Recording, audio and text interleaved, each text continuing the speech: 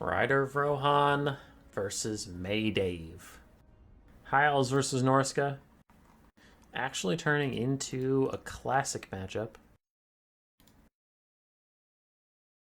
El Clasico.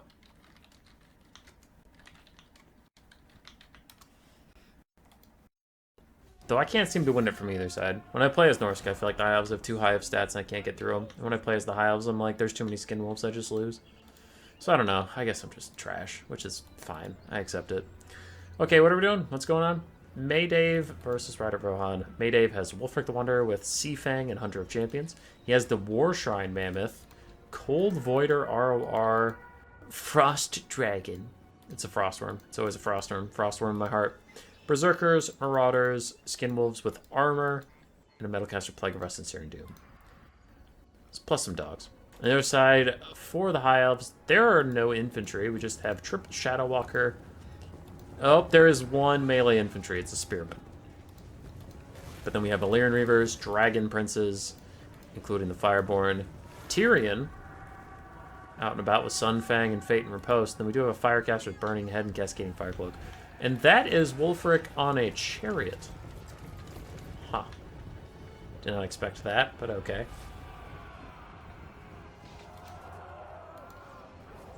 High Elf's going to try and Cycle Charge and Kite through some of this infantry. Marauders holding up their shields as best they can to deflect as many arrows as possible, but it won't deflect giant Horse Knights slamming into you. So Marauders lose a lot of HP on a charge there. I wonder if the Cold Voider will get any good breath attacks off as the dogs start to move in on the back line. I swear I had vetted everything in my... Oh, this is going to be terrible. Oh, no. Fireborn are about to destroy the Skin Wolves. Their armor won't stand up the armor piercing, and they are weak to fire damage. With Cascading Firecloak down, these guys have even more melee damage, and yeah, the Skin Wolves are getting roasted as they try and run away. Anyway, I normally try and vet any replays I'm going to cast, but I realize I've never seen this one before in my life, so this could suck, and I could have to delete this cast. That would be a giant waste of my time, so let's hope it doesn't suck, friends. Let's hope. Because I don't really watch any replay I'm going to cast, but I do times 4x speed through it to make sure it's at least not super one-sided and lame. Why is the Sorcerer of Metal all the way out here all alone?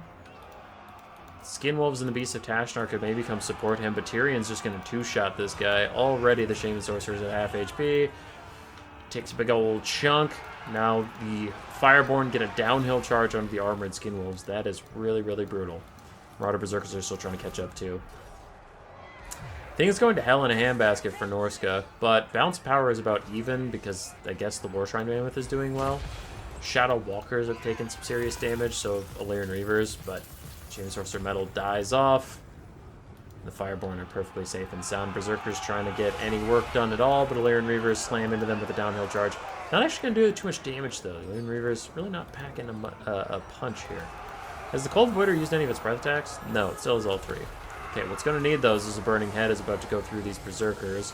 But in comes the breath attack I was talking about. Good damage onto the Spearman, followed up by Sunfang, though. That's a lot of fire damage onto the poor Marauder frontline. Wulfric on his chariot getting bodied by the Fireborn. And the War Mammoth tries to hold. On the high ground, we still have Skin Wolves. We still have Beast of Tashnar, I guess. And the High Elves are crippled by the fact that he brought Shadow Walkers, not Shadow Warriors. Shadow Walkers suck. Shadow Warriors are good. Shadow Walkers just like don't get enough benefits to be as expensive as they are. So every volley they use isn't even worth the gold they're spending to do it. War Shrine Mammoth plus the Cold Voider are getting a lot of damage out onto the Fireborn, however, and keeping this balance of power relatively even as Berserkers try and move up and get literally anything done. The only High Elf Spearman there is pushed away. The Fireborn have a decent surround onto Wulfric, as other Dragon Princes also dive in, but Wulfric has some buffering here with Marauders and, of course, the Cold Voider. It actually provides Guardian, which I always forget, but yes, this giant dragon has Guardian. So it's keeping Wulfric a little safer, as Tyrion might be coming over to end his reign of terror and destruction. This chariot Wulfric runs for his life. Tyrion's going to run him down very, very fast on Elven Steed, but he manages to miss because, I don't know, I guess he's just an idiot.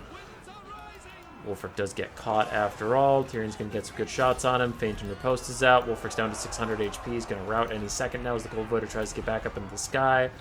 But the War Shrine Mammoth is still being a nuisance. The Shadow Walkers are running out of ammunition, and the Fireborn are running out of HP. The High Elves did not bring a healer this time. Is that Burning Head or Sea Fang? That is Burning Head going through the Marauders.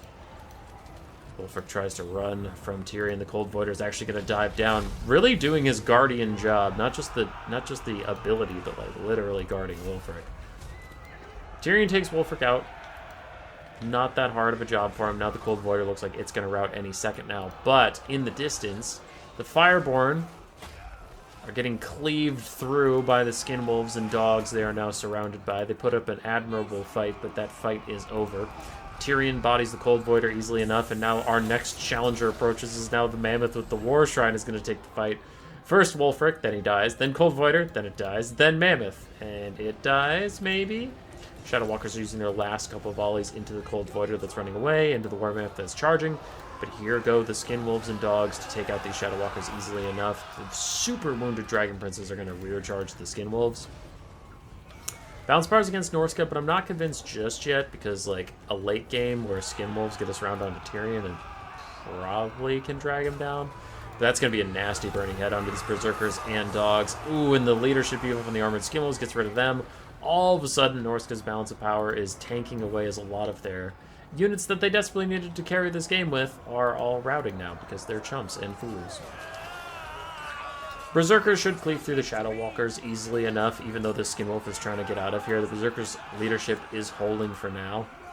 They'll beat up on the Shadow Walkers. Skin Wolves rejoining the fight. Dragon Prince is super low on HP and models. Cascading Fire Cloak trying to keep them safe, but it is not going to be safe enough from the Skin Wolves. They're down to 300 HP and still falling.